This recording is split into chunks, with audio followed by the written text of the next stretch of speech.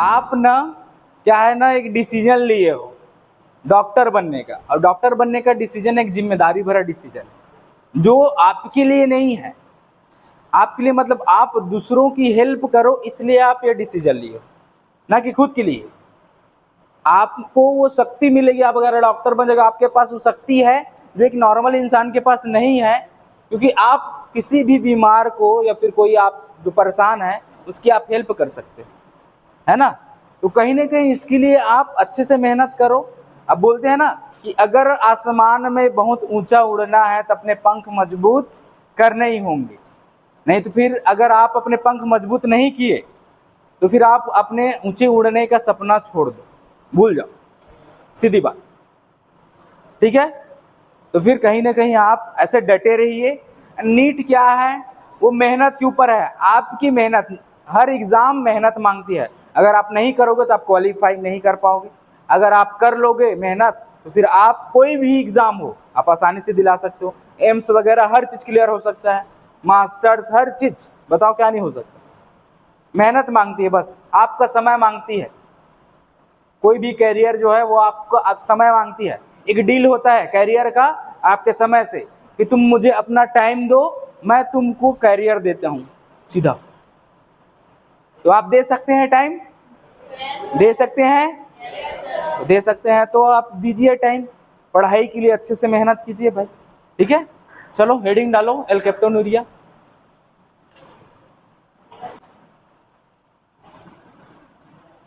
L कैप्टोनूरिया में हम यहाँ पर क्रोमोसोम 3 तो देख ही रहे हैं, उसके अलावा आपने इससे पहले पढ़ा हुआ है क्रोमोसोम नंबर 12, उसमें देखे थे, याद है ना। जो आप पीक्यू वाला जो एक था उसमें पूरा एक अलग अलग ऐसे शाखाएं बिछी थी, उसमें एक जगह एल कैप्टोनूरिया भी आ रहा था ना। तो उसका संबंध ऐसे 12 से भी है, ऐसा मान लो, है ना, क्योंकि वहां पर वो डिफेक्ट हुआ, है ना। फिनाइल कीटोन यूरिया वाला जो डिसीज है उसमें अगर वो डिफेक्ट हुआ, वो एंजाइम या फिर वो जीन, तो वहां पर आगे का प्रोसेस रुक जाता है। तो कहीं ना कहीं ये भी तो शामिल है ना। तो देखिए, ये है first inborn metabolic disease described by Garrod. Garrod ने सबसे पहले इसकी डिस्कवरी की और उन्होंने बताया कि ये पहला एक ऐसा जन्मजात मेटाबॉलिक मतलब होता है उपापचयी बीमारी है ना। सबसे पहले ऑब्जर्व किया गया इसको उपापचयी बीमारी के रूप में। किसने ऑब्जर्व किया? गैरेड, ठीक है। ये एक इनहेरिटेड ऑटोसोमल रिसेसिव, ये तो मेटाबॉलिक डिसऑर्डर ही है ना, due to deficiency of an enzyme homogentisic oxidase. ये एंजाइम याद है, उसमें एक ऐसा था होमोजेनेटिक एसिड ऐसा बना था, इसको फ्यूमरेट में कन्वर्ट किया जाता था, याद है। फ्यूमरेट था, एक एसिटोएसिटेट था, ऐसे। तो इस बीच में एक एंजाइम इन्वॉल्व था यहाँ पर, जिसको हम बोल रहे हैं ये होमोजेनेटिक ऑक्सीडेज। क्या बोल रहे हैं? होमोजेनेटिक ऑक्सीडेज। तो अगर ये एंजाइम अगर प्रभावित हुआ, ये एंजाइम अगर नहीं बढ़ रहा, तो सेल में क्या एक्यूमुलेट होने लगे, क्या इकट्ठा होने लगेगा? होमोजेनेटिक एसिड। इसको हम बोलते हैं एल्केप्टॉन। क्या बोलते हैं? एल्केप्टॉन। एल्केप्टॉन ब्लैक कलर का ऐसे ना पिगमेंट टाइप का रहता है, जो शरीर में ना ब्लैक कलर प्रोड्यूस करने लगता है ना। ऐसे चेहरे में ऐसे ब्लैक ब्लैक कलर के स्पॉट, या फिर ऐसे कान में यहाँ पर ये एरिया पूरा ऐसे काला काला दिखाई देगा, है ना। तो ऐसे इसके कारण होमोजेनेटिक एसिड के कारण होता है, ठीक है। तो ये ध्यान में रखेंगे, कौन क्या बढ़ रहा है, क्या इकट्ठा हो रहा है, तब ये बीमारी हो रही है। कौन से एंजाइम के कारण ये बीमारी हो जाती है, ध्यान देंगे कौन सा एंजाइम है ये? होमोजेनेटिक ऑक्सीडेज। आपको केवल क्या ध्यान में देना है? एंजाइम्स के नाम, ठीक है, और क्या चीज इकट्ठा हो रही है। जैसे मैं बोलूं पीक्यू में कौन सा एंजाइम इन्वॉल्व हो रहा था? फिनाइल एलानिन, हाँ, हाइड्रोक्सिलेज, हाइड्रोलेज मत बोलना, है ना। Phenyl alanine hydroxylase. अब वो एंजाइम अगर ना डिफेक्ट था तो वहां पर फिनाइल एलानिन इकट्ठा हो रहा था, ठीक है। यहां पर अगर ये एंजाइम में डिफेक्ट आया तो क्या इकट्ठा होने लगा? होमोजेनेटिक एसिड। वहां पर फिनाइल एलानिन इकट्ठा हो रहा था, यहां पर ये इकट्ठा होगा, ठीक है। समझना अच्छे से, ध्यान से, ठीक है। Its toxic by produce homogentisic acid, जिसको आप एल्केप्टॉन भी बोलते हो, वो इकट्ठा होने लगता है। Absence of normal for gene on chromosome number 3 से रिलेटेड है, that control the synthesis of enzyme। यहां पर कोई ऐसा जीन है जो इन्वॉल्व रहता है कौन से एंजाइम के प्रोडक्शन में, होमोजेंटिसेट ऑक्सीडेज। समझ गए ना?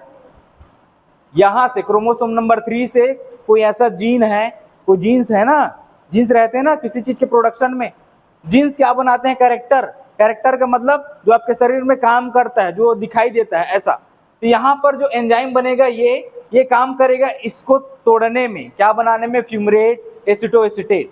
अगर यही नहीं बढ़ रहा इस जीन के द्वारा तो फिर ये कन्वर्ट ही नहीं होगा। अब कोई चीज अगर ज्यादा इकट्ठा हो जाती है आपके शरीर में, वैसा ही है, कोई चीज सीमित मात्रा में है तब तो सही है सब चीज, लेकिन अगर वो ज्यादा हो गया तो दिक्कत है, अगर वो कम हो गया तो दिक्कत है। समझ गए ना? सिंपल, और कुछ नहीं। सेकंड लाइन, इनहेरिटेड का मतलब होता है एक पीढ़ी से दूसरी पीढ़ी में जा सकता है क्योंकि क्रोमोसोमल बीमारी है ना। ऑटोसोमल का मतलब होता है कि ये ऑटोसोम से संबंधित है क्योंकि हम क्रोमोसोम नंबर 3 और क्रोमोसोम नंबर 12 की बात कर रहे हैं, ठीक है। अब रिसेसिव का मतलब 2 जीन्स इन्वॉल्व है, मतलब दो जीन्स बोल रहा हूँ, है ना, 2 एलील इन्वॉल्व है, जीन डिफेक्ट होता है। अब क्या है मेटाबॉलिक डिसऑर्डर का मतलब ये उपापचयी बीमारी, एंजाइम्स वगैरह का जहां पर नाम आया है ना तो सिस्टम गड़बड़ा जाता है, इस कारण से इसको बोलते हैं हम मेटाबॉलिक डिसऑर्डर, ठीक है। अब यहाँ पर कौन जिम्मेदार है? तो उस एंजाइम का नाम लिखा हुआ है होमोजेंटिसेट ऑक्सीडेज।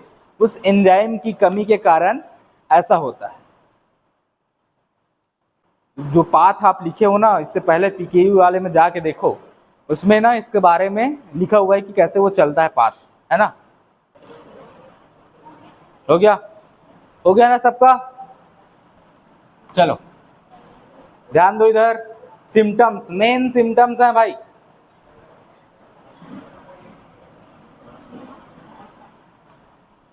ध्यान से सुनेंगे। मोस्ट कॉमनली अफेक्टेड टिश्यूज है heart walls, cartilage, capsules of joints, ligament and tendons, है ना। हार्ट प्रभावित होता है, हार्ट। कार्टिलेज का मतलब होता है ये है ना, ये सब कार्टिलेज है, वो प्रभावित होगा। कैप्सूल्स ऑफ जॉइंट्स, है ना, जहां पर जॉइंट्स हैं, जोड़, ये सब जोड़ है, उंगलियों के पास ये जो जॉइंट इसको बोलते हैं, है ना, ये जहां पर ये चीजें मुड़ जा रही है ना, इसको बोलते हैं जॉइंट्स होगा। लिगामेंट एंड टेंडन, लिगामेंट का संबंध किससे मालूम पढ़े हो? लिगामेंट और टेंडन क्या होता है? लिगामेंट मतलब क्या? Urine of this patient turn black, जब हवा के संपर्क में आता है तो यूरिन जो है वो काले रंग का हो जाता है। जनरली तो ऐसा नहीं होता, लेकिन ये जब हवा के संपर्क में आता है थोड़ी देर में ये काले रंग में ऑटोमेटिक बदल जाता है। किसके कारण? क्योंकि वहां पर जो होमोजेंटिसिक एसिड है ना, वो क्या हो जाता है, हवा के संपर्क में, ऑक्सीजन के संपर्क में आने पर वो काले रंग में बदल जाता है। इसमें काले रंग में, ठीक है। ऑक्सीडेशन ऑफ होमोजेंटिसिक एसिड, वही बात लिखी जो अभी बोले, है ना। मेनी पीपल डेवलप ब्राउन और ब्लैक स्पॉट्स ऑन द क्या है, स्क्लेरा ऑफ देयर आईज। ये जो आंख है इसमें जो व्हाइट पोर्शन आपको दिखाई दे रहा है, ये गोल है, ये ब्लैक है ना, उसके बीच में एक और गोल है जिसको हम क्या बोलते हैं? पुतली नहीं बोलते रे, कैसे? तो आंख का ये जो ब्लैक हिस्सा उसको छोड़कर जो व्हाइट दिखाई दे रहा है इसको बोला जाता है स्क्लेरा। ये ब्लैक को ऐसे साइड कर लो, ये जो व्हाइट पोर्शन दिखाई दे रहा है इसको बोलते हैं क्या? स्क्लेरा। तो इस व्हाइट पोर्शन में ऐसे ब्लैक कलर की स्पॉट दिखाई देते हैं, है ना। किसी की आंख में कभी ऑब्जर्व करने, जैसे मैंने ऑब्जर्व किया था एक बार जब मैं मूवी देख रहा था घातक वगैरह, तो ऐसे जब दिखाता सन्नी देओल को, तो ऐसे इधर आंख में ना ऐसा ब्लैक कलर का स्पॉट है उन आंख में, तो ऐसा है ब्लैक कलर। हो सकता है वो किसी चोट के कारण भी हो, लेकिन जनरली इसके कारण ऐसा होता है। Next symptom, thickening of year cartilage, the cartilage में आल्सो लुक ब्लू, ग्रे और ब्लैक, दिस कॉल्ड ओक्रोनोसिस। तो ये टर्म याद रखना,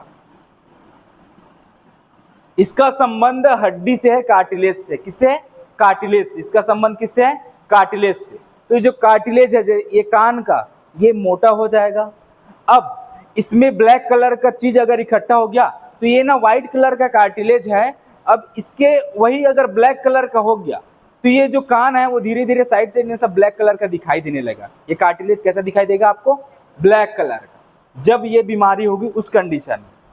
और जो वैक्स निकलता है कान से, ऐसे गंदगी जो निकालते हैं वो भी ना एकदम ब्लैक कलर टाइप का निकलेगा, ऐसे भी देखने लायक नहीं रहता, वैसे भी देखने लायक नहीं रहेगा। ठीक है, तो ऐसा है, कान से जो वैक्स निकलेगा वो भी ब्लैक कलर का। ठीक है, ये हो गया। इसके अलावा और कोई सिम्टम्स नहीं है चेहरे पर, ऐसे ना ऐसे दाग टाइप का ऐसा ब्लैक ब्लैक कलर कैसे दिखाई दे सकता है। तो बाहर से आपको सिम्टम्स में क्या क्या दिखाई दे रहे हैं?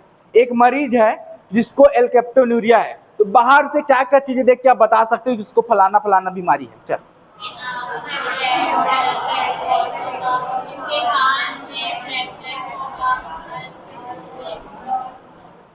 सिंपल देख के अगर आप बता सकते हो, आप इसलिए डॉक्टर बनना चाहते हो क्या?